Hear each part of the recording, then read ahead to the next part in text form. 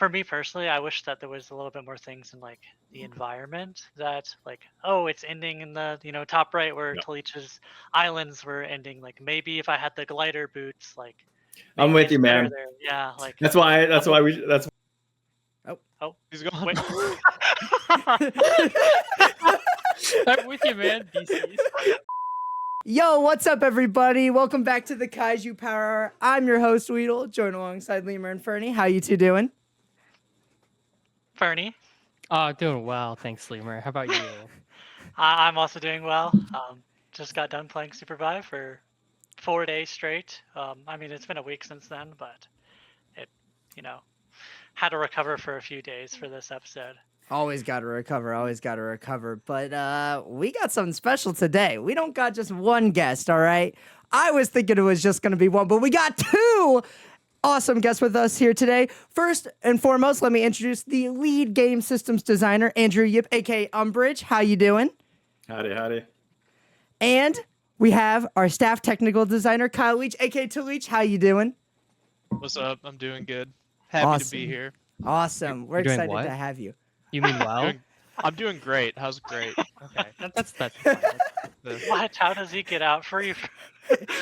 Ferny's like, I "Hey, can't. I hear it. It's like a neuron activation. Okay, I can't handle it. Oh, it's exciting to have you two here with us today. We're recording this 6 p.m. CST, September 13th, 2024. Always got to put that on the little thing. But, how you two doing? It's great seeing you on here. Obviously, we kind of all know about you, but maybe some of the people at home don't know about you. So if you would like to introduce yourselves a little bit. I know we did have a question on Twitter. I'm already going to hit you with this, Umbridge. New001 asked on Twitter, what does Umbridge mean? Oh, dude. It was my World of Warcraft rogue character name. We'll go with that. That's based. Cool. Okay. It is not the Harry Potter professor. That is spelled differently. Okay. So yeah, like what, where developing wise acolytes, like, where you come from, where have you gone through the journey to get here to TC? Yeah. This is actually year 20 of my game developer journey. So it's been a long one. I've worked on a variety of games. Before Theorycraft, I worked on Legends of Runeterra, which is a card game. And that kind of harkens back to how I got my start in game design, which was actually working on analog paper card games and board games at a company called Upper Deck, which made Yu-Gi-Oh! And Marvel and DC card games. So kind of a board game guy at heart, but made the transition over to video games. Hell yeah, that's awesome. Yeah, no, I definitely remember seeing you on the Legends of Runeterra announcement trailer. It was so cool and everything. I was like, oh my gosh, now we got Andrew Yip over here on Theorycraft. Exciting. Tehleach, where have you come from? What's the journey been for you? How's it been like for you getting here to TC? Yeah. I'm not quite at 20 years yet myself. I'm a little newer. Mostly before Theorycraft, I worked at Riot, so I worked on the client the League client, the new one that everyone hates. I worked on that one. I worked on when it became 10 bans, like when you went from having one person. I don't even remember what the original ban was, but when it turned into everyone gets to ban one character, that was like the first major feature I worked on. And then I helped ship a Jackbox party pack. Party Pack 5, the one with the robots rapping against each other. That's a fun one. And my voice is actually in. We did You Don't Know Jack on that one, and my voice is in a couple of the commercials for that You Don't Know Jack. They play during the end credits. So if you finish a game, and then you're just sitting there are like all these stupid commercials, and you can hear my stupid voice in some of them. And then I worked at Riot again. I worked on Valorant. And all of this is as an engineer. The only thing I ever did design-wise before Theorycraft was I worked on the escalation game mode on Valorant, which was like our gun game. And that was like, gun game was something I loved on CS, and finally got to like take a swing at designing a mode. So I made my version of gun game over there, which was fun. And then, been doing all kinds of engineering and design work on SUPERVIVE, aka Loki, for the past 3.5 years now. It's crazy. I know time. it is It's absurd. crazy. It is crazy. It's crazy. It's been a long journey, You know, it took a long time to get here. You know, how was the playtesting week? How was the just overall generic feelings? Was it fun, exciting, exhausting, great? You know. I had I think it went pretty well. Yeah. All right, It's that's good. good. That's good. How often do you guys get to play in the playtest? Because I know you get during some of your working hours.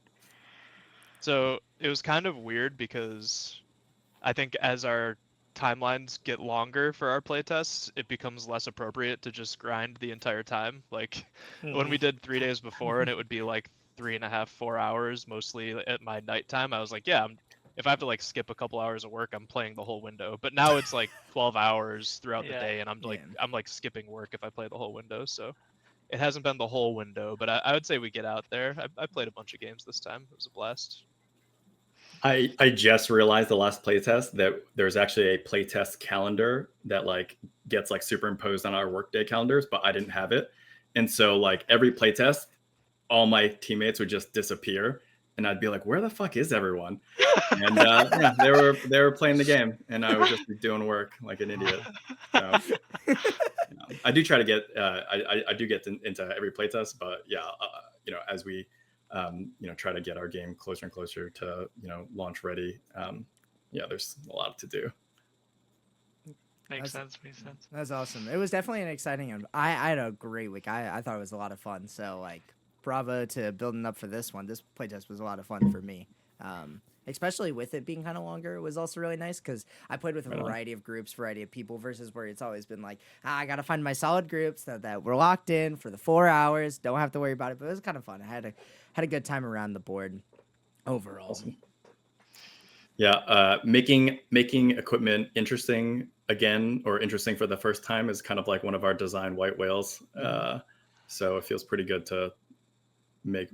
So I think this playtest, Kyle and I were both holding our breath, and then afterwards, I think we feel pretty good and we're able to exhale. So yeah, that was huge for us.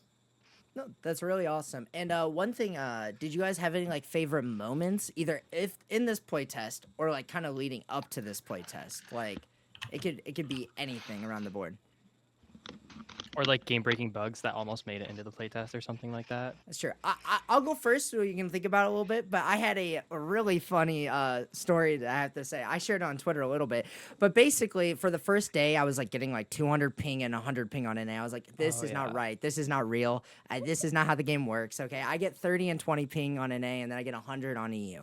So I'm like, all right, I'm calling up Spectrum. I'm like, you know, lo and behold, Spectrum guy comes out, right? And I left SUPERVIVE up on the screen. I'm just like sitting there, like talking to the guy. He's over here fixing the router, fixing the thing, and like he's talking. He's like, what's that on your screen? Is that like Valorant or something? And I said, no. I said, it's this new hit game that's, you know, it's still in development, but it's this new hit game called SUPERVIVE. And I was like, just prepare yourself because we're going to go down a rabbit hole. So I'm not going to go down the rabbit hole myself, but I was explaining the game, talking about it. I was like, it's really fun. It's like made by a bunch of developers who've developed a bunch of the games you probably know, have played, even the Valorant ones, that kind of thing. And he's like, sick. And I'm like, yeah. I'm like, do you want like, because like, you know, we were given some keys. So I'm like, do you want a key? And so I gave him a key. So I thought that was kind of you sold SUPERVIVE to your Spectrum guy. Yeah. Spectrum. Good work. I gave him a key. I was like, hey, you know what? You want to keep the true grassroots army. Hey, listen. I'm not here doing the real work. I was min-maxing SUPERVIVE whenever I can. Check it out. I mean, I hope so. Yeah. I don't know. I gave him the key. Like he said, he games in his free time. So I said, hopefully. So. I got one that came to mind of favorite moment of the playtest. I actually shared this internally. I should like tweet these things out. I have like a clip that I had to like trim twice because it started out I think 10 minutes long, and I had to trim it down to 8 and then down to 6 so that I could like share it because the file size was so big. But it was an entire end game where we were in north of the stacks, you know, those falling tiles, that zone. Yeah. It was an end game that closed there, and my team, I was playing with my friends, and they just like kept inting into the abyss because that area is hard to stay alive in. And like I think I hit like 3 different most wanteds, and I was like just dancing on these tiles, like sitting on death boxes, and just like basically solo living and pulling my team kicking and screaming until the end game. And then the game ended with me rezzing them one last time as the final circle was closing, as they get rezzed, I get hooked in by a kingpin and slammed into the abyss. And then I'm just like, I don't know, guys. I killed one of them. There are 3 alive. Good luck. And then all 3 of them get spiked and the game's over. But it was like, I'll remember that end game forever. It was a ton of fun. Yeah. And I was playing Bishop, my main, who is pretty buffed this playtest, which was pretty cool. And I had hover wings, so I was flying all around because that tech is really great. So it was a good time. Yeah. Dude, your answer is such a good example of the contrast between you and I, because my answer is so boring. So basically, like, the playtest is happening and I'm like digging into like just the stats and numbers on a lot of the evolves, because I hadn't really gotten a chance to like do a thorough pass. And I was looking at greed and I don't even know what we call it, greed or wealth, and I was like, this thing is off by like 6-fold. I wonder if players figured it out. And then one of our other teammates like pulled the data out of the playtest, and it was like, man, you guys figured it out so fast. And it was like, was it too good? It was so too good. Yeah, for me, that was just a delightful reminder that there are no bugs really. There's just like unintended outcomes. You guys have to know the bugs, and for me, that's like one of the exciting things as a player is like trying to discover combos that are like too good or better than intended. And yep, you guys continue to find those way faster than we do. Hey, good thing we have these playtests. Find the meta quickly. I know Ferny and Lemur also had some favorite moments, so whoever wants to go. Yeah, I mean, my camera just completely fell down, and I'll fix that at some point. But I have 2 favorite moments. I'm gonna cheat. Okay. Because one's short. One was the first show match in NA. I was trying to play Jewel, and I saw like her yellow hair, and I actually clicked Zeph because he has yellow hair. That's why you were playing Zeph? Yeah, and I actually picked Zeph and stole it from Moore, my teammate, who plays a lot as Zeph. So we ended up still winning the match, and I thought that was just like such a funny moment. Like, at the time, I was really upset because I was like, dang it, this is why we're gonna lose. But it was really funny. That's good.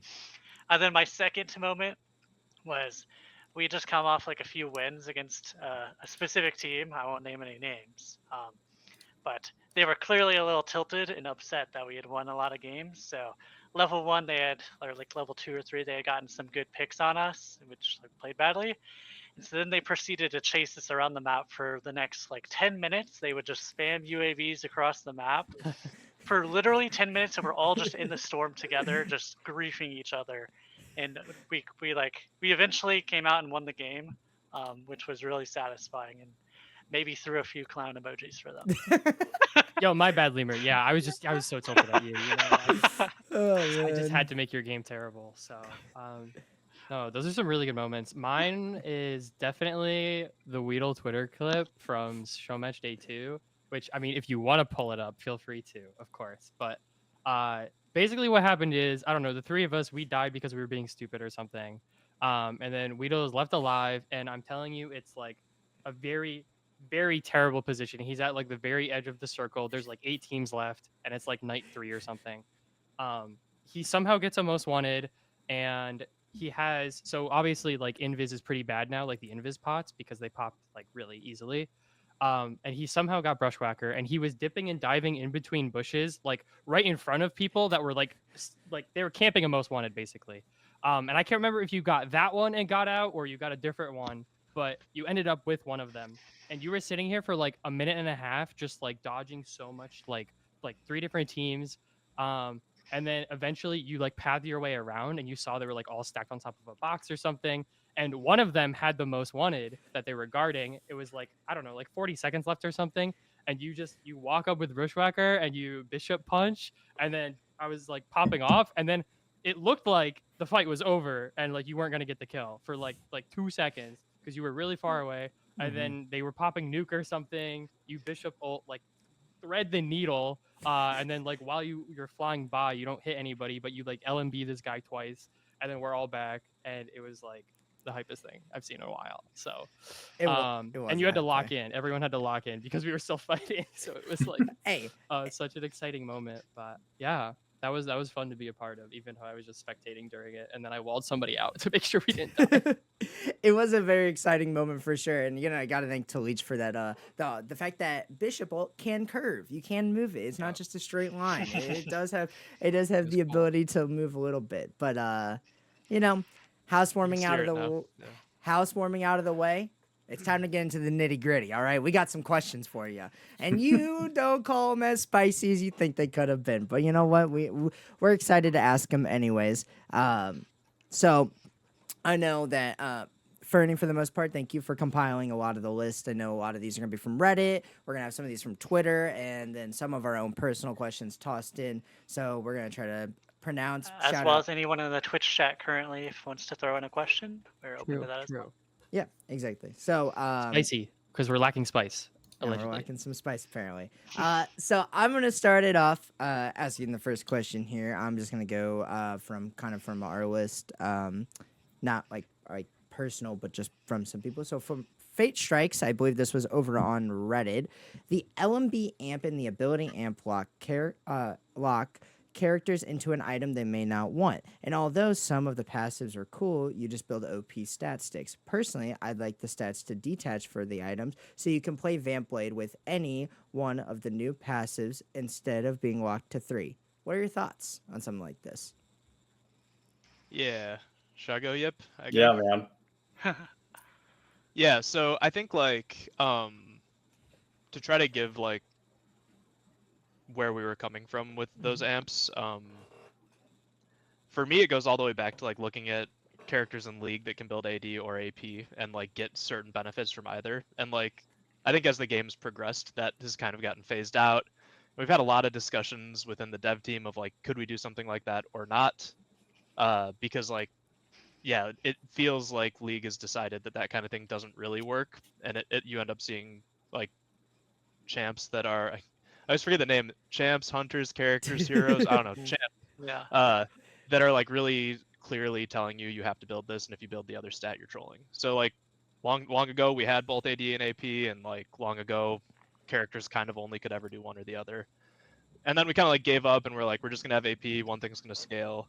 But then the team continued to talk about how man, it would be really cool if I could build this character and just fundamentally change where my damage is coming from in the kit. So that's kind of where this ability amp, LMB amp, alt amp idea came from, is yeah, if we're gonna try to change playstyles, let's not only do it through these passives, but also try doing it through stats by introducing new stats. And I think it worked, but I think one of the risks that we called out was that people would feel boxed in. You'd feel yeah, I can't even think about half of these passives because the stat's so important that it dictates what I can pick. And I think to be totally transparent, we kind of had soured on the stats before the playtest started, the 3-day. Yip and I talked about it quite a bit, and we were should we just pull these? We don't really. 5 p.m. 1 hour before build cut. We're these probably aren't going to make it, and we decided to leave them for 2 reasons. One reason was we knew that we were going to be destabilizing combat to begin with, but we felt at least what we were playing with up until then was pretty representative of what their SUPERVIVE combat is. So we're if we rip it out, we're going to be in balance hell, and we're going to need to do a lot of hot fixes to get back to a decent state. And then the other one, which I think is more interesting, is we kind of wanted to just see what players did with it and be we think we understand what these stats are doing, and we kind of feel they're probably not worth it, but let's see if players convince us otherwise, and let's see if people are no, these are actually both really interesting, and it's complementary with the passives, and it opens up this whole new opportunity space, and maybe there are things we didn't even realize about them that we'll learn. But yeah, I think after testing it, we felt sort of assured that our judgment was correct. We saw everyone kind of saying either neutral to negative on these amps, and nobody really saying these amps are incredible and we must keep them. So we tore them out within a couple days after the playtest, or maybe even during the playtest internally. So TLDR, yeah, we don't feel that test was successful with the amps specifically. We've removed them and returned back to just flat AP. So now if you want to build a glass cannon item, you can build any of the 4 and they evolve and you can pick whatever evolution you want. They're like unbiased now. Yeah, I remember we talked about kind of 2 states. One, which is kind of the state that we got, the result we got, and one where we might conclude the opposite, which was like the amps are actually like helping players. And the state that we described in that world is, oh, there's so many combinations and interesting builds even within the sort of like railroaded choices that players have with the amps, that it actually helps narrow like a overwhelming number of decisions into like a reasonable number of decisions. I think just given where, you know, the content with evolves is today, it's it's much more like the players actually need to be able to choose from all of the evolves, and amps just feel like, yeah, unnecessarily restricting in that world. Yeah, no, that's. Thank you for the answer on that. That is actually such a. I love the answer. The amplifications were something I was like, kind of like. I was also thinking back in my head. I was like, I don't know how this will feel, but like, you know, obviously I like to play everything out. So, thank you for the answer on that one, and thank you, Fatestrikes, for that question. Ferny or Lemur, you got one you want to toss right now? I want to talk about ability level ups. Okay. Something that I've had, like, I've seen many different iterations of ability level ups over the course of playtesting Loki or SUPERVIVE, and I think this one was maybe a good option. In the past, there was these things called talents. Just for people who don't know what the talents were, is essentially things like Void TP didn't initially teleport your entire team. It was a talent that you got a choice of 3. So you had a choice between TPing your entire team, making your Void Bomb grow bigger, or becoming like invincible inside of your ulti. A lot of those things just got added onto the base kits of the characters, maybe because, you know, they were fun to play with. But I feel like, I guess my question is with these level 3 and level 2 level ups, like changing how your character is being played or getting these powers, is like, what defines something that's fun to play with that you have to choose this game versus something that should just be on the base character? A character that I think that kind of got changed for the worse this playtest was Shrike. She doesn't get resets on her dash when she gets a kill anymore, and her cremation only applies on her grenade if you get it to level 3. So I kind of wonder, is like, what is the line that you draw where something is fun that you get to keep in the base character versus force it into a level up? Yeah. All right, so I'll start with a fun snippet about Shrike. You get to answer both of the parts of this. Yeah. I'll start with a fun snippet about Shrike. So I did the Shrike ability level changes. Even though I'm not Shrike's designer, I was like trying to help out and get them kind of like built up as quickly as possible. I made the decision to remove that reset on knock from her kit, and I wrote that tooltip, but then I didn't actually do the functional change. So even though the tooltip said you don't get the reset until level 3, actually getting level 3 did nothing, and you had it from level 1. That's good. So yeah, we're, you know, I have no idea what I'm doing. You know, we're doing our best out here. That was a mistake. A cool part of it is people didn't notice, which is weird. Like, we have data on which level ups were picked, and like that one got picked more than the E level up, even though it functionally did nothing. So yeah, I guess maybe that's a good like sort of like metaphor for how these things are like a lot more about making you think differently. Like that is like the key goal with these things, and like the actual output, it's actually like it doesn't need to be super powerful as long as it feels different. But all that is to say, the Shrike ones are messed up. I already have changed that dash to be something else internally. Removing the knock reset, even though I didn't do it, if I had done it, it would have been a mistake because it sort of like reduces her kit and takes away wrinkles from her gameplay that like she kind of like needs to feel like a full character. So that was a bad one. We're still trying to figure out what the exact right shape is for these things, and we've tried this type of thing a lot. I think the biggest constraint, the trickiest part, is it's kind of similar to equipment, which is we want these to feel meaningful, but we also don't want to have to tell your enemies which ones you have. So that means like we don't want them to require a lot of art. We don't want to require like UI so that when I look at an enemy, I know exactly what equipment they have, or what ability level 3 they have.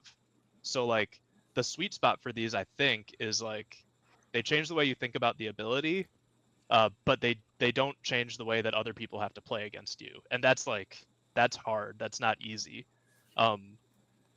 So yeah, we're still learning. I think like this playtest we learned a lot, and I think overall like the simpler leveling decisions we're feeling pretty good about, and players generally received really well. I think like the Bishop one, I'm biased because I'm Bishop's designer and Bishop is my main, and she was the one that we like tested these with first, but her level ups were like really well received by players, and they all did feel like they weren't just added stats or added power. They were like, this gives you 3 different playstyle options.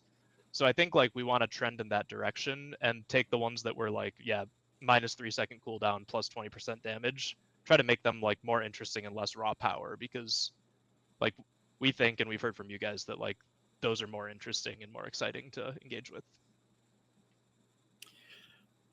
I'm going to age myself with this example a lot, which is fine because I already aged myself with my prior answers. But like, I kind of have thought of it as like the original StarCraft. I'm going to continue on this. So like, the original StarCraft, like how each the factions are differentiated by kind of like how each of them make units, but like the combat units themselves, obviously they're different, but like they're how you interact with them is like pretty similar, right? But like playing Zerg versus playing Protoss versus playing Terran is like very different, in part because like how you got the Marine versus how you got a Zergling was like functionally very different. So it's kind of like the way I think Kyle expressed it is like the inputs or like how you think about your hero changes, but a lot of like the shape of your outputs are not substantially different. All right. That's interesting. I like the thought process behind it. I know you're using that helps actually a lot. Like be kind of accept where they're gonna. And now that we've said that out loud, I'm sure there's like 20% of them that totally break that rule. But like, North Stars and aspirations. Okay, they're not rules. They're not rules. Hey, listen. It's okay if something breaks the game. Okay, it's like that's the fun part about discovering. Totally. Yeah. I mean, that's like whenever I think we have like an internal design guardrail, we want to use it enough such that players recognize it, so that when we break the rules, it's exciting. Like if it's not perceivable, like kind of like what the design philosophy is, it's not actually exciting because players don't even recognize when you kind of break it. Mm-hmm. Exactly. All right, Ferny, you got a question now? Yeah. So actually, this one's from Bellissimoh, which is funny. Which makes me think there's an agenda for this question for some reason. He's a plant in all of our morning meetings. Yeah, right? He asked, were there any item passives you made that ended up on the cutting room floor? Are there passives you had ideas for but couldn't find the right execution? And this is probably in relation to like equipment. Totally, yeah. So I think there's a Twitter question around like what I had taken from Legends of Runeterra or working on card games, actually like working on the Evolve content with Kyle is a good example where obviously like what you guys see is like individual content choices, but when we first approach it, a lot of it is like Kyle mentioned, this idea of like basically trying to figure out what good looks like, and like creating throwing out statements of like what if good looks like it changes the way you think about it, but it doesn't change the way your opponent plays against it. Cool, let's make 50 ideas that represent specific pieces of content that we think are consistent with that philosophy, and then kind of like basically like just talk them out on as paper designs, and basically see which kind of just like survive that little like verbal battle royale or whatever, and then implement them and then play test them and then go from there. So I didn't actually check the numbers. Kyle, you might have a better sense, but if I was guessing, I would guess that we probably paper designed maybe 6 times. That 6 sounds so precise. 5 times more than we implemented, and then of the ones we implemented, we probably cut half of them before they got to y'all. And yeah, before launch, we'll probably do it again. And a lot of that is we think we can just generally having this attitude of like probably the first pass wasn't the best pass, so like let's keep at it, and the more we iterate, the more we'll learn. Cool, awesome, yeah. Is there anything that you remember like you kind of wish you didn't cut out, or something that was like so crazy you're like, yeah, no, this is instantly it's getting out of here, that like pops up? Yeah, I can favorite go, I can behind go. the scenes. Go ahead. I think that they were. I don't know if they were in the veteran test or not, but the like glider boots, were they? Did you guys play with those? Yeah. They were about to be, but They they were got about cut to- last they got second. cut last second. Yeah, they were wild. They were like, I mean, movement in the game feels great. So having boots that just like give you insane movement just for taking like a regular atomic action, like, man, that felt good. But it felt so good that it was like, I can't. Why would I even think about anything else? These are incredible. Yep. And like, I don't know, like that shape. I don't know if I wish had worked or will come back, but I think like boots that make you feel like you can move differently in an appreciable way are exciting. Like, way back in the day, we had different boot variants, and one of the boots that I built that, you know, we played with and then got cut were called movement boots, and they were like, I think they gave you some weird bonus for like if you start gliding and then jump, you get a bigger jump, and if you jump on the rail, you start to grind faster, and then basically it was like rewarding switching between movement modes, and it kind of felt like you could get into this fugue state of like weaving them all together and just like really schmoovin'. You know, also that's wild because it basically says like you must take these if you want to optimize traversal, but something in that shape that like lets you move and feel good about opting into like weird little movement tech, I would love to see again. Yeah, that sounds exciting. It would be cool just to like just have them in there in the practice mode. Don't even actually have them in the real game. Just let me just go around and mess with them and just like see how they play or see how funny they are. So yeah, Unbridge, you got it. You got any one of the something that was behind the scenes that you're like, ooh, I like this, but I know that it's not. Yeah, I mean, part of the reason why I try to advocate that we make like just a ton of content is so that we kind of get numb to killing our babies. So I know that there were some on the spreadsheet, and like the glider boots is probably the one that is the most painful, just because we tried it. I think the game I think one of our internal games we tried it, we also got infinite stamina. So it was like just wild times. You were flying. I think our director posted feedback in our Slack that was just like glider boots, no notes. So that was probably the specific one. But we actually, like, in our paper design spreadsheet, we actually had like basically like a veto column where any of us could like vote like, please don't do this, it is jail. And yeah, there's definitely a reasonable number of mine that got jailed preemptively. I know, like you said though, fair enough. Gotta get the paper designs. You gotta get as much out there. Get numb to it. Staying on to the point of equipment, obviously here. One thing that I'm super curious about, because I've been pushing for hyperscaling, and we started to see just a little bit of that with like Apotheosis, with Greed. We started to see some of that, and I'm waiting for a Hunter one day. But do you have any more plans or thoughts about hyperscaling in the game, whether that be in hunters, items, powers? Near you, yep. I know his games. That's all you, buddy. All right, cool. Right. So I think like out the gate, we sort of are capable, or I think we can do less than a game like League or like a MOBA in terms of like hyperscaling, simply because like the team that you end up fighting against at the end of the game, it's not their fault that you got to scale as much as you did. Like, right. They don't have any control over that. So then it becomes either like everyone is racing to scale and the game becomes only about hyperscaling, or it becomes like you just get into an end game and you're like, oh yeah, like they did something that I had no knowledge or control over and I just lost because of it. So I think the ceiling or like the space for that is just kind of baseline lower in Loki, which is a bummer. Sorry, SUPERVIVE, the real name, SUPERVIVE. But I also think that just means that we have to get creative about it. And I think like Greed is an example of us trying to get creative about it and saying like, yeah, here's a strategic resource that we already like are pretty comfortable with how we dole out, and everyone kind of has a way to pursue it if they want to. And then I think the rewards we tested were over the line. So I think the question will be like, what's it feel like with this reduced amount of reward? And then I think the next question is like, are there versions of scaling that could be built into a passive or a kit that would feel more compelling but still fair. Like I think Kingpin kind of has this, and I think like it's been tricky to balance his passive, but when you do get on a roll, you can really like you can feel your health bar getting real chonky, and that feels pretty good. But yeah, like what's our version of like a Thresh passive or like a Bard passive look like, and like how could we build that in a way that like gives the character an appreciable weakness and doesn't feel unfair if they truly do get to the hyperscaling moment.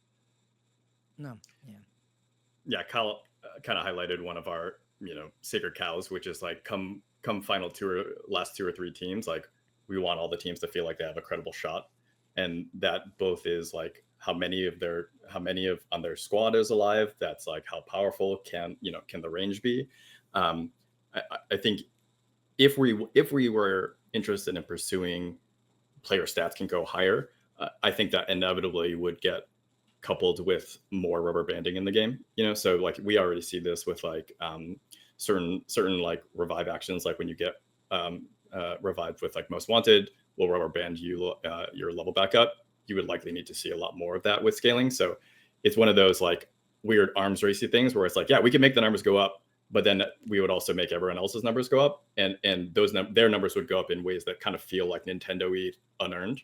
And so like net, we don't actually know if that's better, and it's a lot of work. So that's kind of why I think we're on the path that we're on. All right. Well, thank you. I'm like I said, I know I always said I know it'd be tricky because like Tehleach said, it is one of those problems where it's like, well, the whole game does turn into everyone's picking this hunter, everyone's going this item. They are forcing themselves to be the hyperscaler in the game because you just have to, like you're forced to now. So, thank you. It was a great answer. That was my own personal question, so I wasn't anybody else. That was something I wanted to know about. That was reasonable spice, medium spice. I like it. Medium spice. Okay. All right.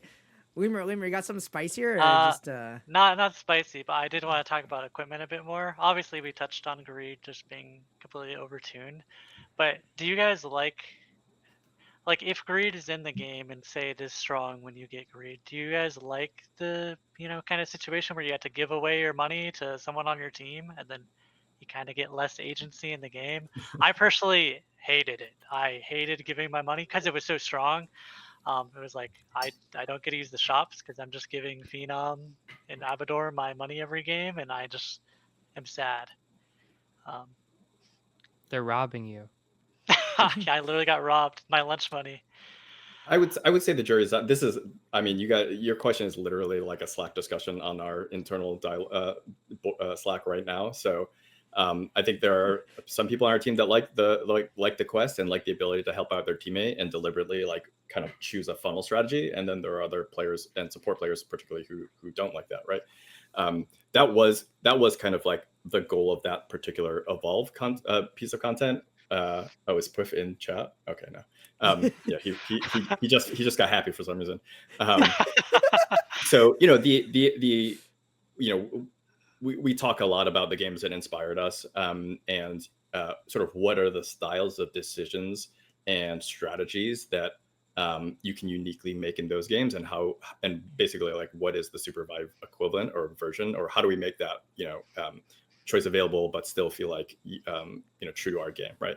And this idea of basically creating not necessarily like a hyper scaling AD carry or whatever, but saying like, hey, you're the hero on our team, like we're going to deliberately choose that, is something that I think is a cool strategy. The question is just like, well, how frequently does it happen? How available is that choice, and how often is it correct? When it feels like it's the dominant choice that every team has to make every game, I think players who dislike giving up gold don't feel like they have outs, whereas if it's not obviously correct, a significant portion of the time, then I think it's totally fine. Yeah, that makes sense. Yeah, if I didn't have to do it every game, maybe I wouldn't be so upset.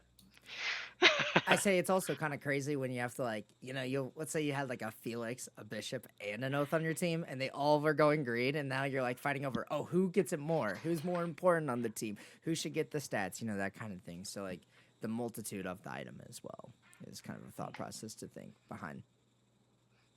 Ferny, You got a question? Yeah, so kind of bouncing off that, and I think you two alluded to it a little bit, but this is like a personal question for me. So obviously, like all of us have been around for quite a while, so we've seen like some crazy stuff get added and removed from the game. And as of late, me personally, I feel like things have been a lot more tame and like safe, I guess is the word I'm looking for. And even when you have something like one test with like greed and mindblade and people are like only building that, right? Even though the system underlying is like really cool and it has a lot of potential, even if you have something like that, it seems like people get like pretty upset or frustrated, like just on and hyper focus on that alone, right? Does that kind of make you all like wary of doing stuff even like more than that, or trying to push it a little further in terms of like uniqueness and stuff like that? So I guess, and I'm kind of curious too on like, would you rather like, you know, nerf this stuff into the ground or kind of make everything else like stronger and raise the power level like as a whole in that like a specific system or something? So we can maybe start with the last question and Yeah, sure. roll back. So I think a lot of it is just depends on kind of like where did we land relative to kind of our combat outcome goals.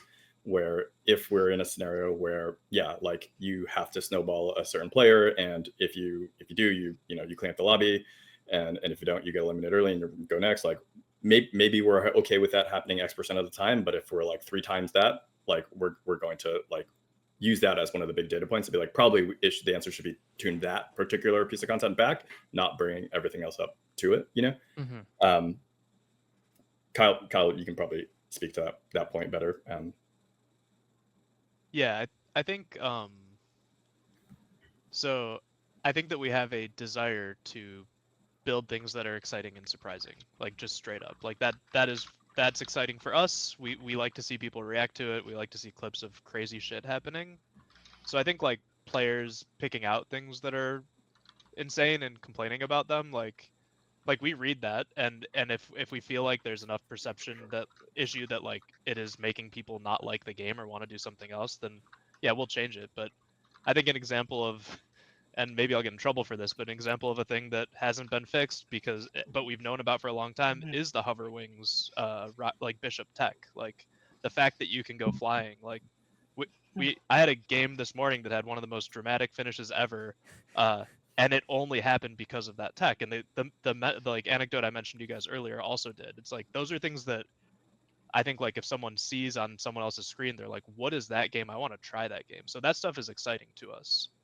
I think where we have to have some pause is like viewing all of the systems and how they're all intertwined in our game. It's easy to make one change that has like ripple effects throughout the entire game. That like, yeah, it's like when we were building this equipment system, a lot of the feedback we got was like, I wish it was crazier. And we were like, if it were crazier, then it could completely warp combat and it could become something that we can't even get good feedback on because the game that people are playing doesn't look like the game that they know. Mm-hmm. So it's like we're always kind of like walking that balance and trying to keep the game looking like the game that we know, but like introduce things that are delightful and surprising. Like and like on top of all of it, like we're trying to finish the game. So the fact that things have felt tamer lately, I think it makes sense because it's like we're doing all the work that isn't as exciting too, and it's like we're juggling all that together. Cool. Yeah. I was just curious because I was curious. So I appreciate that. One thing that does come to like one question, and this is from Levo42, and this is kind of goes with that, like seeing the builds, that kind of thing. So, what is Theorycraft's vision of character builds? Like, should it be possible to be a full tank strike or full DPS oath? Like, or is the idea supposed to be kind of limited to like a flavor of their gameplay? Also, how much should a successful item build configuration have an advantage over one that just ended up having to build what he or she found with scraps? Like, how do you end up measuring the impact of that overall? Cal, you wanna talk about kind of like hunter visions, and I can talk about general loadout. Yeah. Yeah, I think I think this, I'm gonna sound like a broken record, but I think the important thing is when I see a hunter, I generally understand how to play against them. It's yips, inputs, and outputs thing. Like, if I see a flex, a shiv, I should see her and know She's gonna try to basic attack me and dash and basic attack me. She has to be close to me, and if she's close to me and I let her keep hitting me, I'm fucked. Like those things are like important and core. So if she's like able to like have this sort of like niche build where like her dagger is one-shotting people from behind, which that used to be a mechanic, by the way. It used to one-shot That people, used to yeah. be the coolest mechanic ever. Just saying. Yeah, and it was a cool mechanic. But like if there's like a 1 in 10 chance that a Shiv that I see can one-shot me with a dagger from behind, I think that starts to become like, yeah, like how do I even think about approaching fights when I don't know what the hunter's gonna do? That being said, like I think the whole idea with this equipment system was to like let people lean into their own play styles. So an example that I really like that I've seen people internally doing, I don't know if people were doing it in the 3-day or not, is running Vive Infuser on Shiv. Did you guys ever do that? Yes. So Transy came in my chat. Was like, "Oh, you need to go Vive Infuser, Swift Blade." I'm telling you, tech. Right. And so I did. Yeah, I did. and I like, did. so it's like that kind of thing to me is like, if we don't let you do that and find some amount of success, we're kind of trolling and the system's failing. But also, if that is a must build best in slot item that lets you still do everything you could do, but just do it better and tankier, then it's also failing. So like, I think that type of build and that type of like kind of crazy strategic situational play style, those are really good. But like, I think they need to feel like you're doing an off build. So like, if you do that on Shiv and it's the best thing, then like we need to look at Shiv or look at that item. But if you do it and you're like, yeah, I'm doing like so little damage with every attack, I have to hit people twice as much as before, but it's fun and I have this regen that I don't usually have, I think that's really cool. And it keeps the general shape of her the same. And the only actual real change is that she doesn't hurt as bad as normal. So like, I think the counterplay there is really interesting and fun. Yeah. Right on kind of like on the sort of broader topic of like, you know, what's like the vision for like character loadouts with respect to like ability levels and items and powers, like all up. I think the first time I presented about this topic, like at a company offsite, I used the improvise, adapt, overcome meme guy. I don't know if that's like a current thing or not, but to me, that's like the perfect articulation of like what outcomes we want, which is, you know, as designers, we want to give players a bunch of tools that are, you know, sort of like easy to learn, but have a lot of use cases that make it like deep and interesting to master. And then basically kind of like, you know, like, I mean, in this case, literally drop them into an island where random shit happens and the player's ability to use their knowledge of their tools and adapt and, you know, win and overcome the situation is kind of like the dream scenario, right? So even though we reliably give players, you know, these basic item drops and the evolved choices, I think what good looks like there is good does not look like you pick the same evolved every single game.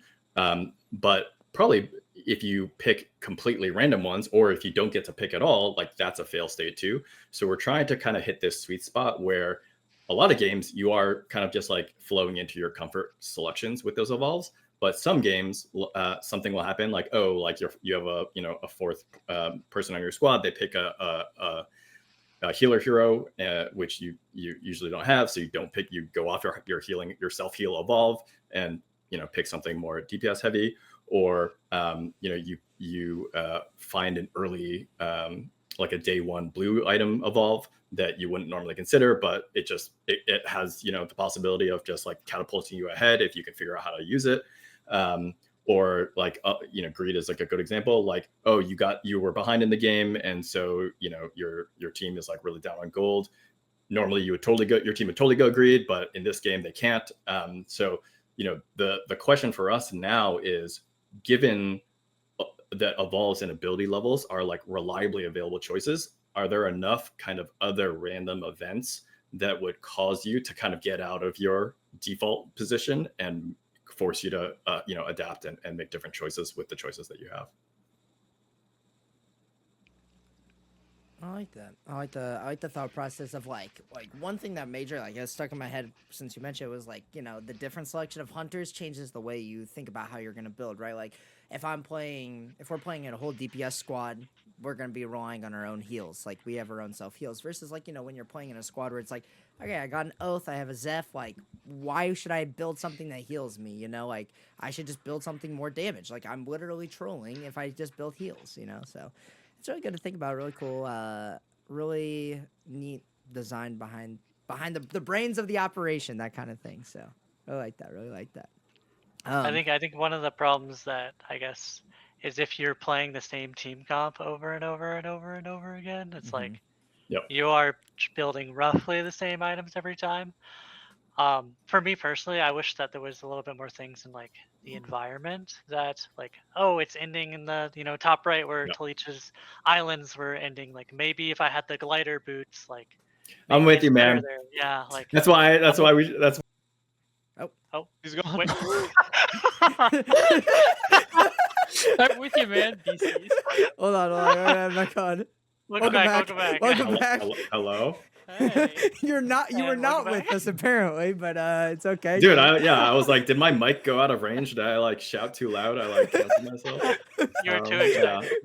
So I very much agree with you. I mean, like one of the other big sources of variance that could change up your picks is the storm shift, and where the final circle is. That was why Ambrush was one of the pieces of content. Was like, oh, like pieces of evolves that care about the biome, but as you pointed out, like that really is only an available choice if final destination is the storm shift. So we kind of have to find other ways to, make those varying events impact your evolves. And some of that is what are the events that can change it, and some of that is like, well, what are the choices that we even give you in the first place? Yeah, I definitely like that philosophy a lot as a player. I think it would be really cool because, like you said, Final Destination, that's like the only storm shift where you kind of like can pre-plan really early in the game for something like that. And I have like this like gameplay fantasy of like, okay, it's so easy to hit like a level 3 piece of equipment and like choose and evolve, right? So I think it'd be really cool, like if it's super late game, you're seeing, okay, the circle is going like, top right of the zone with like by stacks, right? Let me pick up this like level 2 piece of equipment and then evolve it with a shard I just got from a team fight and like completely drop my like level 6 equipment item so that I can get this better like passive and like change my playstyle like right on the fly. I think that is really fun. And I definitely don't see it like a ton, at least in this playtest I didn't. Whether or not that's because, greed and Mindblade, or like maybe they just need to be, like you said, tuned a little more, worked on a little more, things need to be figured out. But it's really comforting to hear that, like for me at least, because that's like, that would be really awesome. I like, dropping like powers, picking up new powers depending on where you are. If equipment can do that too, that seems really fun. So yeah, I was about to say, when it comes to like the sort of final biomes in particular, it's I think much more likely that we can achieve that sort of dynamicism with powers than with equipment, because the switch cost is much easier, much lower, right? And just the raw timing of like you're getting a blue at the end of day one. Like, good luck guessing, what the final circle is going to be. Right. Yeah.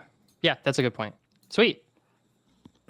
We did have a very this is a very important question for both of you. Okay, I want you to really think about this one. Okay, AccelTurbo on Twitter asked, how many mozzarella sticks could you eat in one sitting? Marinara is available. This is important. This is important. Do you have to chew, or can you just swallow it? Hey, it's up to it's however you interpret the question. Like, think about it. How many do you think you can do? I thought about this myself. If you, that question is ridiculous. If you even if you could just swallow it, it would ruin your throat. That would make you able to have. Yeah, I mean, it's a non-starter for me because I'm lactose intolerant. That's a stalling so like any amount is like I'm dead. I'm dead. So yeah. Well, maybe the last one you swallow. Okay, so what's like an appetizer of mozzarella sticks? Like 5 or 5 to 8 usually? If you go to a restaurant. The restaurant I serve at, it's 7. Oh, mozzarella sticks. I thought we were talking about the peeling cheese sticks. Yeah, I'm not swallowing no mozzarella sticks. Sorry, I have two. Okay, I have two scarf on the outside. That's even crazier than you thought, because those are bigger. I hope nobody clipped me asking that question. Yeah, no, definitely not. I feel like I could eat 20. I could eat 20 probably. Oh, gross, dude. It would suck. Yeah. I did like a challenge in college where I tried to eat 24 donuts in a day, and you get to like donut 4.5, and they like stop tasting Oh, good, yeah. and they just like go in your mouth, and then like it's effort to swallow them. So I think it like becomes a God. psychological thing more than anything. I think you just feel gross after like probably 10 or 15. Yeah, I've always wondered. I actually, when I saw this question, it made me think about like the hot dog eating contest. It's just like, how could I ever eat a normal hot dog if I ever participated in that event, like ever again? Like, I just don't feel like I could look at a hot dog and be like, yeah, this is appetizing. This is what I want, a New York style hot dog. Like, I would just be like, no, thank you. So you know, I just want to add a little bit of a fun question in there. In between Wait, the I downtime. need more answers than just mine. Come on. Okay, let's go. fine. What else So I you thought got? about this. I was like, Yeah. I was sitting there, had shower thought. Okay, so I like read the question. I was like, all right, I'm gonna go to the shower, right? Like, and I was like, I couldn't come up with it. So I said, now, probably 2021, and then after that, I'd be like sitting there, and be like, oh, this is just annoying. But I think if I really locked in my prime, I can hit upwards to 50. I think I could do it in my prime. But now, we're hitting about 20, and then we're gonna be like, yeah. I'm not eating anything else for the rest of the day, and I'm gonna be sick. So, count me clocked out. How long do I have? That wasn't even asked. I don't know. That's a I feel good like, point. I feel like it's I'm Like a gonna year? assume it's like you can't like pause for more than like, Oh. 45 seconds. I in would say between. you can't Oh. get sick. That would probably, because at some point you're gonna feel sick. You know what I mean? Like, you're gonna get to that point. Hmm. I I think I'm topping out at like 15, and I think I probably got anchored upwards from your guys' answers. So I'm definitely like in the 10-15 area. There's no way I'm doing more than that. Yeah, I'm probably around 10. I have a small stomach. I Kyle, take forever to eat. our next offsite, I guess you know what we're doing, bro. Mozzarella eating contest. Theorycraft Like- mozzarella stick challenge. yeah, if we ever have a live Theorycraft Make event, the we have to TikTok. do that. I'm gonna Yeah. take so many lactate beforehand. That was a good question. That was a good question, though. Nonetheless, but getting back more into the, talking about SUPERVIVE. Maybe mozzarella sticks. Maybe we'll add them into the game. Maybe we'll get like a mozzarella stick food item skin. mozzarella stick. Instead of We had hot dogs before. You guys Yeah. remember? Hey, there we go. Maybe a mozzarella stick bouncing around as your wisp. That would be kind of cool. But one question that is on here: what are your favorite all-time things like you have developed? And this can be to SUPERVIVE, right? This can be in SUPERVIVE. This can be, at your time on Valorant, if your time in Jackbox, LOR, whatever, whatever it is. Favorite thing that you've like ever developed. If you have multiple, that's totally fine. So I think I mentioned my first job was like working on physical card games. I worked on a Marvel trading card game, and I made a card. I was responsible for making a card for Galactus. Y'all know who Galactus is?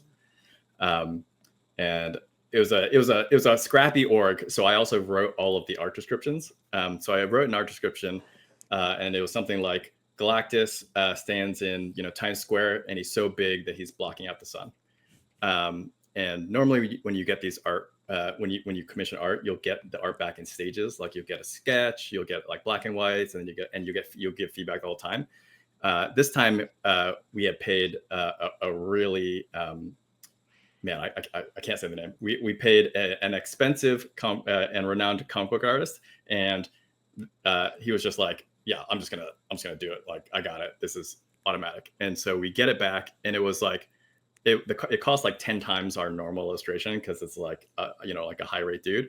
And we get it back, and it's a picture of Galactus holding his hand out in front of him, blocking out the sun, like from like blinding himself. And I was like, this is not it. So that's one of my favorite answers, not because of the quality of the design or anything like that, just because it's probably one of my favorite stories of game design. Yeah, we're giving you Walmart Galactus here. He has a hand in front of him. I didn't feel like going any further. I didn't feel like going any further. Tehleach, you got anything? You got anything crazy? Awesome. Yeah, Exciting? I'll do a fun one. So when I started working at Riot, I was not on a game team. I was on like a internal tools team. Like we built like a company directory site for the company. Like it was like not doing. I joined to make games, but I didn't have experience, so I couldn't just go right into it. And I was working with another Theorycraft dev from day one. We became friends. We were both like pretty fresh out of college. Drew, I don't know if you guys have seen him out there. He's a beast. So he and I were friends day one, working together. And Riot would do these things called Thunderdomes, where you could like just spend a week doing whatever you want. So it's kind of like when we do Freaky Week and we just build whatever we want into SUPERVIVE. Riot had it like company wide. It was called Thunderdomes, and there was one of them, and I was like, I want to make games. Like that's why I'm here. I want to make games. So Drew and I teamed up, and we actually teamed up with Smitty, Loken, our art director. He worked with us the first time we did this too, and we built a Towerfall clone. You guys know Towerfall? It's like a 2D platformer where you're like hopping around and you have like bows and arrows, and it's one shot kill. You get hit by a bow and you're just dead. And it's like a 4-player versus game, basically, like super lethal platformer multiplayer game. We loved it. We would play it at my place like every night, all the time, just screaming at the TV with each other. So we built that in Game Maker with League champions as the like characters you're playing as. So there was like a little Teemo. He was like a little potato, and he would like jump and fall really fast. And he shot poison darts. We had Ashe, and she would shoot a frozen arrow and freeze you when it hit you.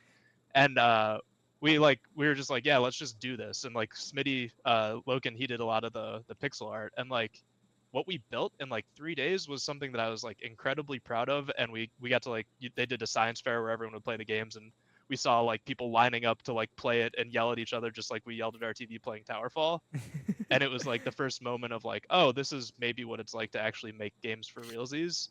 And it was really, really cool. We like really wanted to try to get it made at Riot, but it never really worked out. But we built it in like 3 different engines after that and made a bunch of variants. And we like built Vi and Yasuo into a prototype, and they had their own abilities in the game, and it was dope. Like that type of game is really cool. Yeah. Oh, that's really That's cool. awesome. It's cool to hear about. I love like one thing I like a lot about Theorycraft, and it's something I always preach about, is like the openness and like loving to hear these conversations, these stories. It's just great to hear them, and it's like really cool to have you guys on here to be able to talk about these things. Lemur and Ferny, I know I've been asking a lot of questions. Do you guys have a question off the list that you want to toss on now? I'll take one. Okay. So in SUPERVIVE, there are tanks or tankier characters, and there are supports or supportier characters. But these characters can still like kind of 1v1. But there's no real tank where it's like focused on tanking. You can maybe count Oath, but he could still kind of just like one-shot you. Do you think in SUPERVIVE it's like beneficial to have these characters that are more focused on solely healing or solely tanking, or do you think it's like super important that these characters have some way to 1vx? I think sort of like a design pillar that will always be with us is if I'm the last person alive on my team, I have a chance. And like we've played, and you guys have probably played versions of the game that's just doesn't feel true. Like I remember early versions of Aluna, Seraph, when she had like a squirrel on her shoulder and stuff. She would shoot. She shot like this like laser gun that like was just like pew pew pew. It did like no damage at all. And like I remember the feeling of my team is dead, and like there's one or more people I have to fight. I just gotta go. I gotta get out of here. I need to res. I shouldn't even think about fighting. Like the like opportunity space is gone, and I think that's like I think we never want to have that situation exist in the game. I think that's why like spiking is cool, because even if you feel at a huge disadvantage, if people are chasing you, you have a chance to get that like one action reversal. But yeah, I think like that is sort of like translated into like we do want every hunter to have some baseline dueling potential. And I think like Aluna, to some, especially she's been kind of weak, but I think she's kind of like an example of someone who we're like, yeah, she's not going to be as good at dueling as other characters. And it doesn't mean like she needs to straight up be able to damage race people, but she needs to be able to like attrition and like kite back and like use the map and be sort of annoying and just keep slapping you. But if she does, there's a point where she can turn and stick up for herself and win. And I think that's like really critical. So I think we'll constantly keep trying. and keep seeing how far we can push the support identity or the tank identity. But I don't think we'll ever like throw it out the window and be like, yeah, this character's just not going to be able to like put up a fight for themselves. I think that's like really critical for the game that we've built, that everyone needs to be able to do that. Cool. Man, thank you for the answer on that one. That's always been like a long-term question, debate kind of thing. Like you said, though, with spiking, you'd still have that 1vx potential. It's still there, still possible. But like, it's really neat to think about hard supports, hard tanks being directly in the meta or being able to be developed into the game. Ferny, question? Yeah, so I got one more like viewer question. Going back to the equipment. So, and we kind of touched on this a little bit, but so back when the focus group came out before the equipment playtest, in the patch notes, whether or not this was your words or Pwiff's or someone else's, it was mentioned that some of the goals of the evolving equipment system were to, have equipment choices kind of change how you play your hunter in a meaningful way and in a fun way too, right? While not trying to force, them into specific builds or, trying to force a certain like agenda for the hunter to do, right? Based on, everything you've heard kind of today through the feedback of the tests, the data that you've all been through, do you think it worked? Did you succeed on that front, or is it still a little shy? And this is a question from Pensato. Kyle, you want to start or do you want me to go? You go first. I'll go after. So when we talk about these systems that, so I often think of it as like the content versus like the system, where like the system is like, hey, at blue tier, you're going to get presented these 3 choices. The content is like, what's the individual evolve? I think we're really happy with the system, like the bones of how we surface decisions for, 2 players and when they get to make them. I think we have a lot of room for improvement on the individual pieces of evolve content, whether that's like tuning or like the shape of the behavior that we ask from a player is like not intuitive or is like too aligned with like what they would already do. So it doesn't actually result in like a play pattern change. And that, that sentiment is generated largely from the player feedback, both like the verbatims that we saw, as well as like we actually were both in a meeting this morning reviewing just like the pick rates for certain evolves, for evolves on a like per hunter basis. So yeah, that was kind of our set. That was where that was where we were optimistically hoping the first blush of this system would land. Is cool, like the bones are good, now it's just content time, and largely we feel like we landed that. We absolutely didn't expect the content to be like the content we would end up ultimately shipping the system with. Cool. So it sounds like the system is for sure staying, and now it's content time, is what I'm hearing. Lock it in. Okay, lock it in. All right, we're evolving. We're evolving. I think like to add to that and just like try to give some perspective, like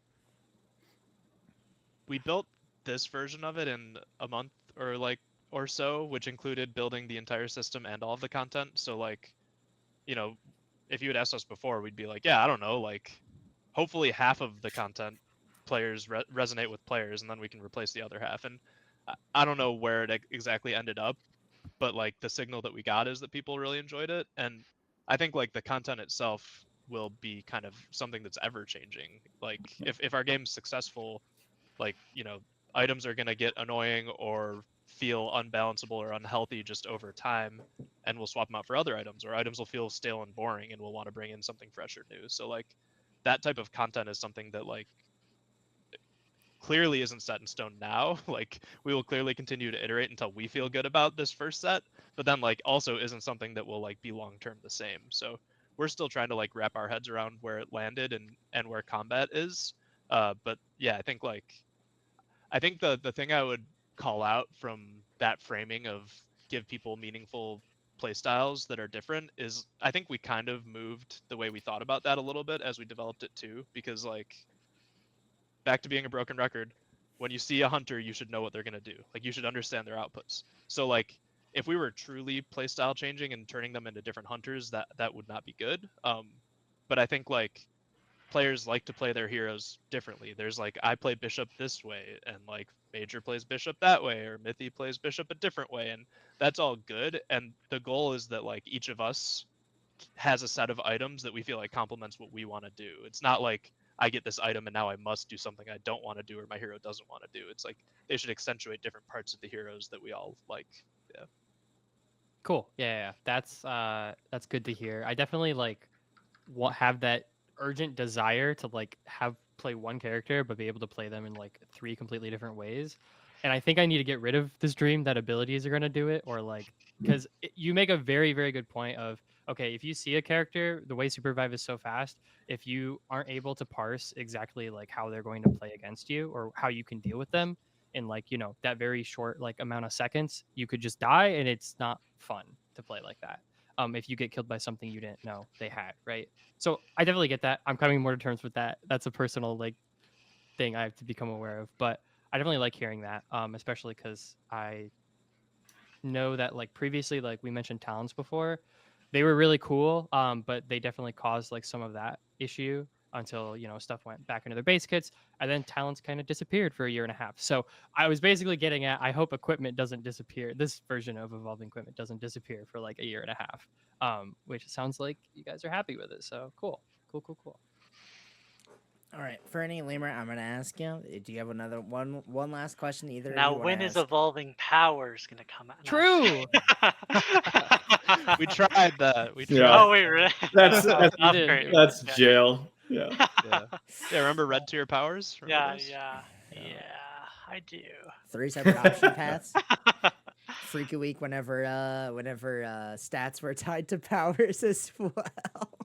And then you'd get your stats from those guys. Oh man, great times. But Lemur, Ferny, any other, you know, final questions you want to hit before I'm gonna hit you with the biggest question of them all of the night? Oh, you're gonna hit him with the biggest question. What's the biggest? Listen, listen. Any other questions, and then I'll hit them with it. I have one tiny one. Okay, that's fine. Is there anything?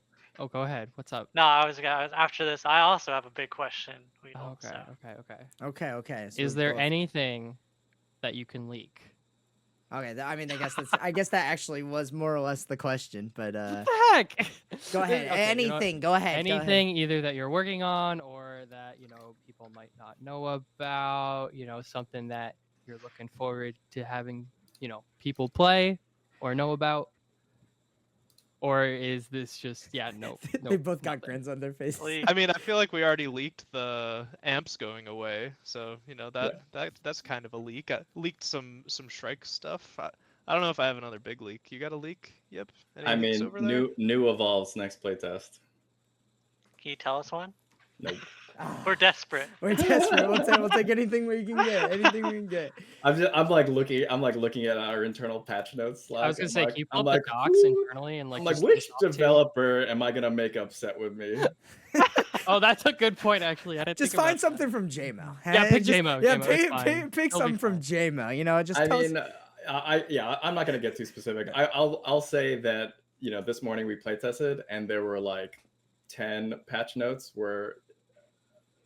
of significant changes, and yeah, I think that just highlights kind of like how we like to develop and how much, you know, we test internally and how much the game changes like day to day. So Cool. Yeah. Awesome. I guess take it. I'll just toss mine then in there. Mine was basically just similar question, but it's like, is there anything like game system wise, tech wise, like anything big we can expect coming forward? Because I know, like, obviously sometimes you're limited by the tech, sometimes you're limited by like it's a big idea, but like we want to get out there. Is there anything you two would love to share that, you know, that you've been working on, like really, like without leaking, maybe, that you're excited for? Okay, wait. I guess I can do a leak that it's not a big deal. It's a tuning thing, but Okay. hopefully people will be happy to hear. Is like, yeah, we saw that it was tank meta and that lethality was a lot lower. I always get lethality and time to kill mixed up. It took longer to kill people this playtest, and like we were not super satisfied with that. So we are looking to walk things back towards the more lethal, more fast-paced SUPERVIVE that we've grown to know and love. It was sort of like an intentional but kind of sneaky change that we did along with evolving equipment to like be like, all right, what happens if like the meta is a little tankier and if people have a little more time before they're dead. And like we learn stuff and that's good, and we like need to keep learning stuff like that. But yeah, we're walking that back. We think like we took away more from like 1vn potential in the game than we were hoping to. So we're trying to get back to combat that feels more similar to what it was before. How do you measure like the lethality in a game? Because I felt like the time to kill was a lot faster, but maybe I was confused. I mean, I think it's like, in terms of like quantitative measurements, we don't have really clear ones currently. We know the changes that we made, which were, you know, people had more damage reduction than they did before. So like, on paper, we feel pretty confident that it was like longer.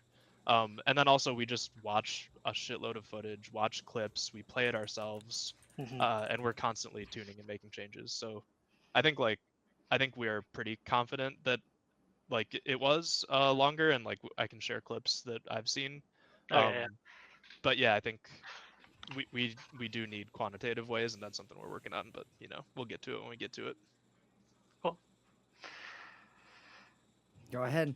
You ask it. Go ahead. That is a Oh, good final. do I get the final yeah, question? Yeah, your Oh, question okay. is good. I like your question, so you can ask that final. How do you know my question? I read your I was gonna mind. say, I don't I know. just read your mind. I don't know what Anyways. to say. I'm gonna start this question off with I think it will. But the question actually is do you guys think SUPERVIVE will succeed, and will it like become very, very big? That's the my question. Holy moly. Bro, that's what we're here for. What are we talking Good. about? Good. I love that. That confidence is huge. That's a reassurance actually as a player. Is like, of course. Like I love that. Yeah, I mean, I hope so. Yeah, this is something that like on the business side, we probably almost never touch on. And I don't know, is Joe going to get upset with me if I do? But you know, I think one of the exciting things about being at Theorycraft is like we all came here for like very similar reasons, and like one of those reasons is like, you know, being able to make an awesome game that lots of players play, but also do it with like a pretty elite but small squad that gets paid if the game pops off. So like, you know, like all of our interests are aligned basically, like, and we just like making sweet shit that more people play than less. So it's you know, pretty easy for us to get on board with that. Yeah, I think like in my mind, it's like I grew up as like obsessed with League. Like League is my most played game of all time. I love that game and that type of game, and played RTSs and other games before that because I'm old. But like, I feel like I made it into building games, and that game is the game that it means the most to me. So like, for me at least, I feel like this is like me putting everything I can into making a game that is like my love letter to that type of game, and also trying to advance the genre and take it in a different direction than people have done successfully so far. So like, for me, it's like I really hope it's successful, because I think there's something really special that like even when you look at it you can't really tell, but then when you're in there and you're like flying around, spiking people, like dunking people into the abyss, grinding, fighting, punching people into the heart, like these are moments that like, yeah, I feel like they're really special and I'm really proud of. So even if the game doesn't succeed, and like I think like we're giving it our truly best swing. Like I'm proud of what we made. So yeah, I hope so. Let's do it. There's a yeah. If you look at our perforce, there are a long list of late night check-ins right now. So like I think yeah, the team is going really hard. And so even though I said yes, and like I want to, and I do want the game to be as big as possible. I will say, and this is sort of anecdotal from my experience with last games, like or prior games, like as a game developer, like I think there's a threshold where like the number of players that play your game becomes just a number, like viscerally, you know, like day to day. If you're like a developer on a game that has 1 million players versus 100 million players, I personally can't say that materially changes my day to day. What does materially change my day to day is being able to have like meaningful interactions with players and just like see their passion for the game and share in that with them. And the more people that play the game, the more frequently you get to have that interaction, that's the stuff that really like changes, your sort of like moment to moment happiness in my experience. Like add a 0 to the end and then it's like, like, yeah, Joe will have a bigger house or whatever, but like outside of that, like whatever, like, yeah. So I just want to add a little bit of balance to my answer. Cool. That's great to hear. That's awesome to hear from both of you. And I just wanted to say thank you for everything both of you do, for everyone at the team, what they do. It is awesome that we get to even have these interactions with y'all. It's great. And it's like awesome that the community gets to kind of have these interactions with y'all. It's been an awesome ride and it's still going. We're still trekking on forward. So big shout out to both of you for coming out. Appreciate it a lot. We always, I think on the Bellissimoh one, we did ask if you wanted to ask us anything. You feel free. You could ask right now if you want to ask. If you have a question, shoot them at us real fast. We'll answer something for you. I would have asked like, what your definition of like what good looks like for evolved and like loadouts and items, looks like. But I think we actually see pretty eye to eye on that based on your guys' response to my answer. So yeah, cool. What do you guys think is missing? What do we need? I need to be able to play the game. Yeah, servers. Where are they at? I'll give it one thing. What I personally look at this game and I'm like, I would love more hunter options. That's it. That's just for me. That's honestly it for me. Like I'm looking at this. You guys keep doing great updates, great changes. The map keeps getting better every time. The design gets better every time. And like from no NDA to NDA to no NDA, the game went from like I said 5% to like 50%. Like I literally saw the change. Like because we didn't see any of that. We didn't know that existed, and then it existed. It was like so cool. So for me, I guess it's. Keep pumping the content. Like, that's what I love to see. More content. It's always fun. New powers, new hunters, new items. Yes. Chip just said more drop variety. That's a spoiler. We got you, bro. Okay. There we go. Okay. Nice. But yeah, honestly, the only thing that I'm like ever sad about when I'm playing SUPERVIVE is like, oh, I wish I could like play more characters. So, and I know they're in the works, so I've never really like complained ever. So except Death Knight, but that's a thing. Every episode I have to. Every episode. I still think Volts could use some work. I think they're not as bad as they used to be, but sometimes I'm like, when you say that, do you mean like the minigame or the rewards or something else? Kind of everything. I think the minigame, the rewards, like it's just like if you are landing in the same spot like generally every game, or like going for the Kaiju Volt every game or something, it's like I have to sit down and do this lock picking game, and it's like the same every time. And then I get sometimes it's cool to see different powers every time, but it feels pretty repetitive to me. Mm-hmm. Right on. It reminds me of like a laning phase in like a MOBA, but without interacting with like anyone else. So it's like you're kind of doing the same thing all the time, and it's never changing. That was something I kind of noticed lately. Also, I just suck at the lock picking thing, so you do. That's okay though. Gotta pay this. I always say, gotta pay the SUPERVIVE tax. Do your PvP, do your PvE to do your PvP. Did y'all ever play the Freak Week version of Vaults where you had to typing at the dead to open the vault? That was, anyways. No. Anyways, says anyways. That sounds crazy. Maybe we're leaking too much. That's a reverse. That's like a reverse leak. That's like a reverse leak. Reverse leak. Oh, that was one of the first things I did. Oh, that's awesome. Anyways. That's awesome. Well, again, thank you guys for coming out. This has been an exciting episode, amazing episode. I had a blast. Great answers to all the questions. Thank you, everybody in the Reddit, Twitter, Discord, everywhere in chat for all the questions. We greatly appreciate you so much. We'll probably have the next KAIJU Power Hour out before the next playtest, whenever that may be. So make sure you follow us on Twitter. Keep an eye out for the announcement for the playtest and our show.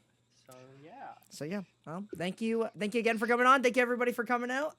It's been amazing. Thanks for having us. Yep. Peace out. Goodbye, everybody. This is a blast. Hell yeah. Thank you all later.